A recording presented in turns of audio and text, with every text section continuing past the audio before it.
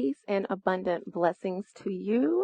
This is Jovhannah, the spiritual love healer. Thank you for tuning in to the Abundantly Ever After show. Are you tired? Because I am so tired. As I'm recording, we have the new moon in Scorpio eclipse, and just all the energies and things are happening, and I am feeling it very deeply. A lot of times when there are significant changes in the moon cycle, it disrupts my energy. So like full moon, new moon, most of those nights, I do not get much sleep.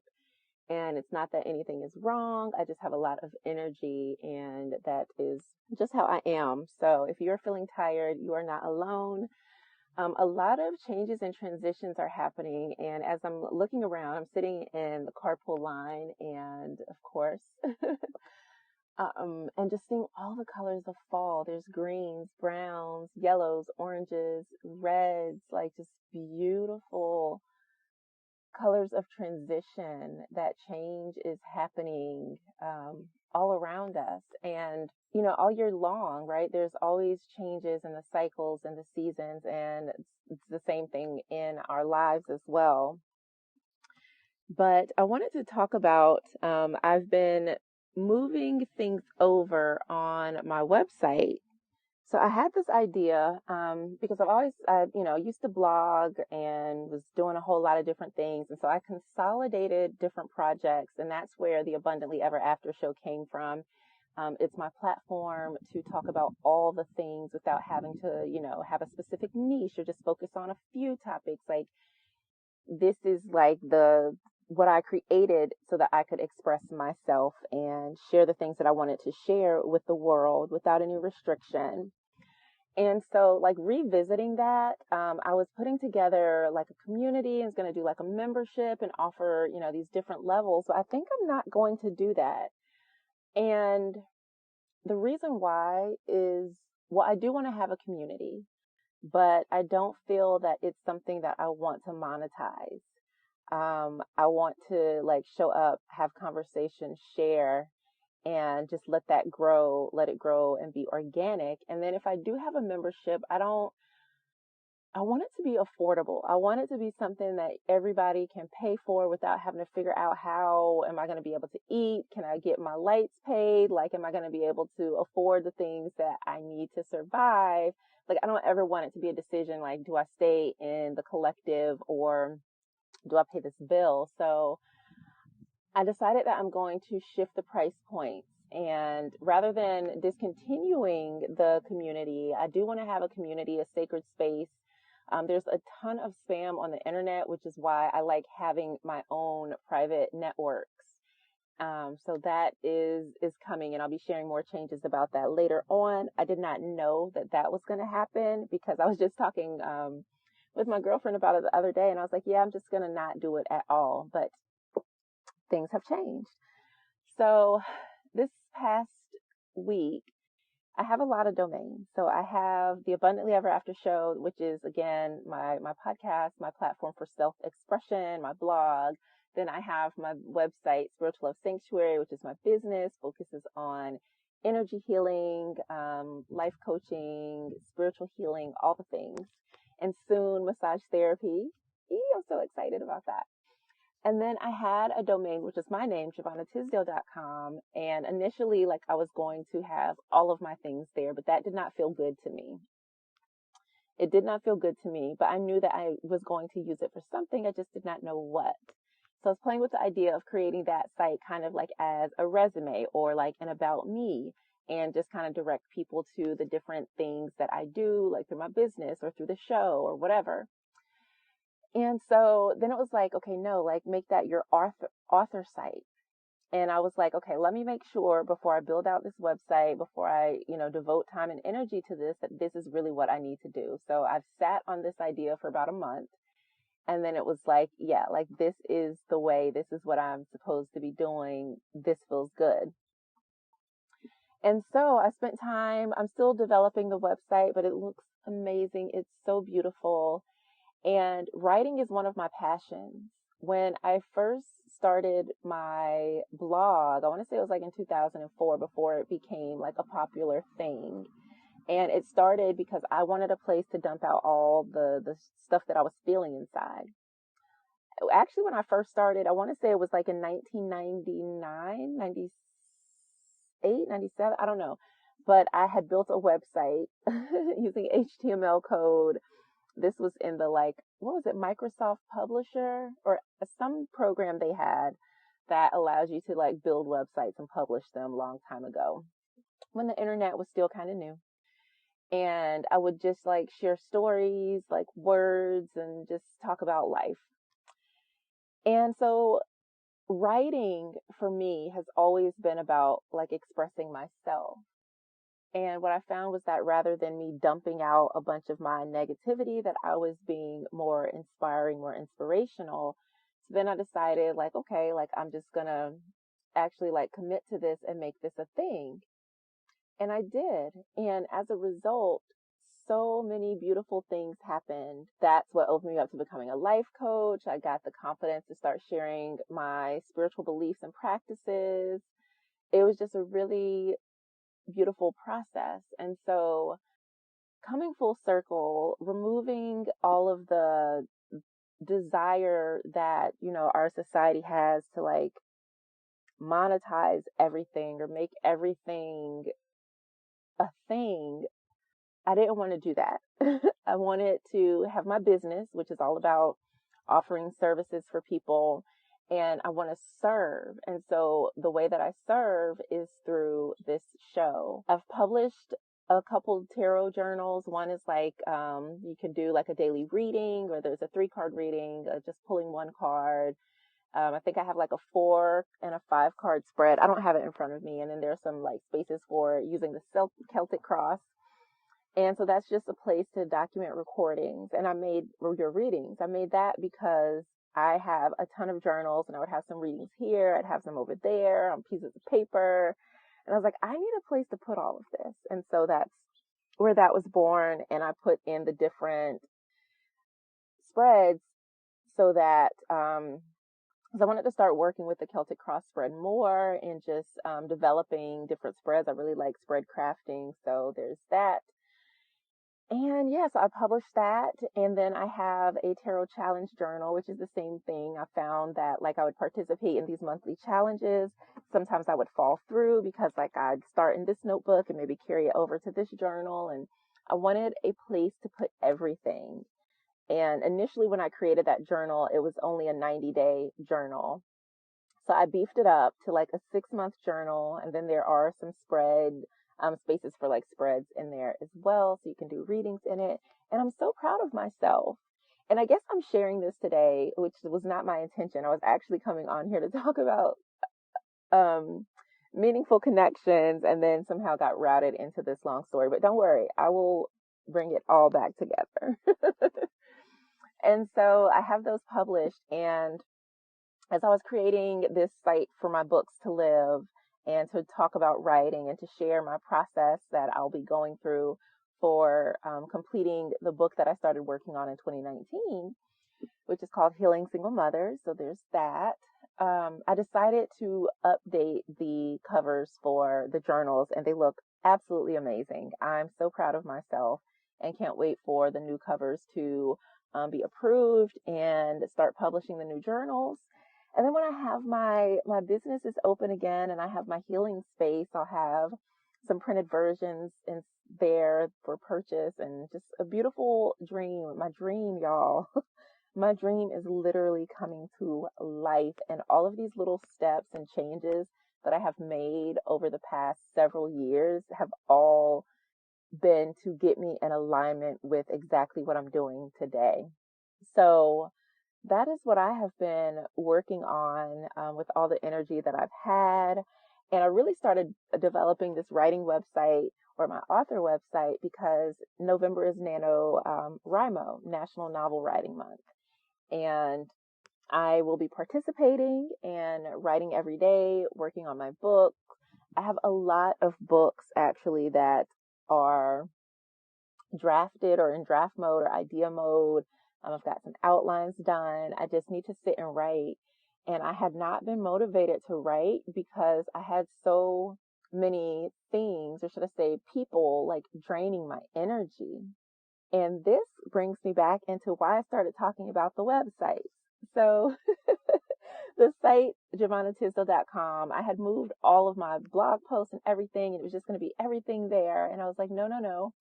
So I'm transferring content from that site to the blog site. And so if you visit abundantlyeverafter.show, you'll see that there is a post that was published today. I actually wrote this probably in like 2016, 2017, made some brief updates to it and published it as a new post, and it's called Meaningful Connections.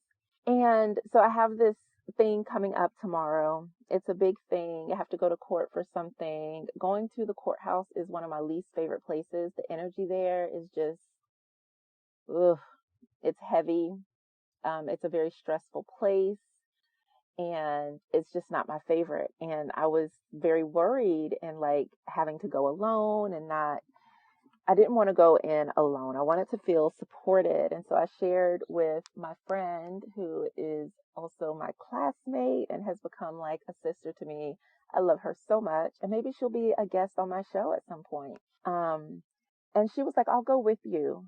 And y'all, when I tell you, that made me like cry, like I legitimately teared up, because that was so monumental to like have someone say, I am there for you. Like, you don't have to go alone. I understand. I see you. I got you, is phenomenal. Meaningful connections. When I wrote this, this was the time when Periscope had just started popping. I don't even think Periscope exists anymore, or either it was like absorbed into Twitter somehow. I had just launched my business. At the time, it was called Positive Forward Movement. And I was focusing more on like mindset, success, helping people like reach their goals, still things that I do. And meaningful connections. Connections has been really important to me as I have been going through like this journey of like healing and really feeling what it's like to have access to all of me, to all of my energy, to not have anyone in my life who is draining me, using me, manipulating me, not adding value to my life in any sort of way. I'm free of all of that. And I'm so grateful, like so grateful. And so as I was transferring content, and I published this as a new post because all of this is so important. So meaningful connections are where both parties are able to give, gain, and grow in a connection or a relationship. A lot of times, and I always say this because when we think relationships, we immediately think intimate partnerships or romantic relationships. And we fail to look at our friendships, our family relationships, our work relationships, our colleagues, our classmates. We have relationships with every single thing. You have a relationship with your car. You have a relationship with your job or your business. You have a relationship with the home that you live in.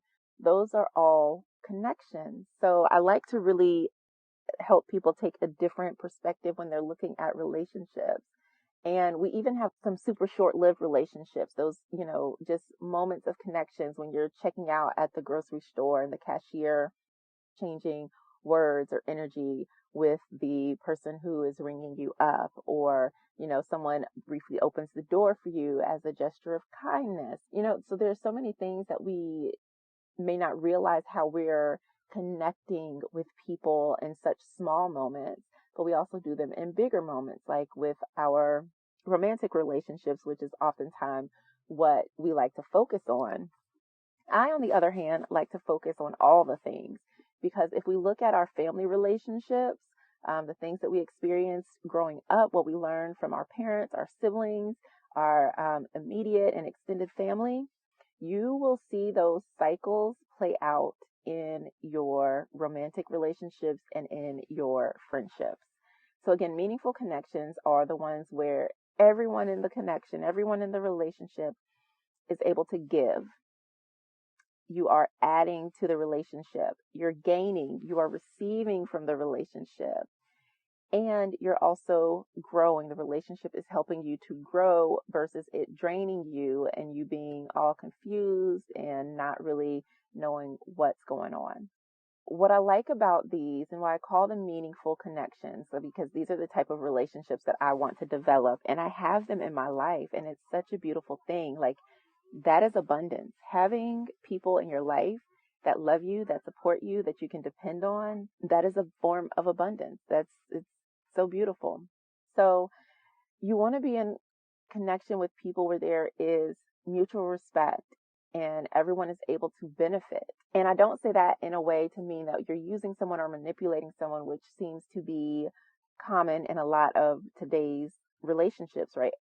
But we connect with people because we want to gain something, right? You don't want to be connected to someone who can't do anything for you. That's not fun. Like, the relationship doesn't feed you in some way. Like, that's no good. So you want to make sure that these relationships you're able to benefit from, and of course, in a healthy way. Sometimes people are in relationships just because they want to benefit sexually. There's nothing wrong with that as long as it's consensual and as long as that is what the intent is. Like, you share that intent.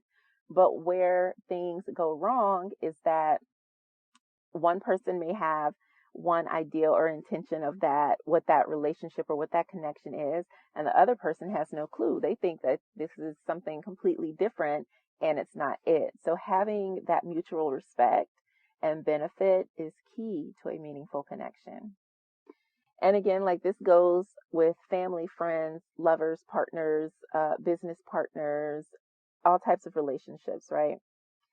It's important to have discernment because so many people can come in and present themselves to be a meaningful connection. They present themselves to be someone of moral character, someone who genuinely cares for you and they want to be a part of your life. But it turns out that they really aren't who they say they are. And people can wear masks for so long. So it's important to, like, be aware of who you're dealing with. Make sure actions and words are matching. Make sure it feels good. And I don't mean like physically feels good. I mean, like, does it feel good to your soul? Is your mind at ease? Do you feel peaceful from this connection? Or is it something that you're constantly stressing about, trying to figure out, like, what is it really that's going on with the person?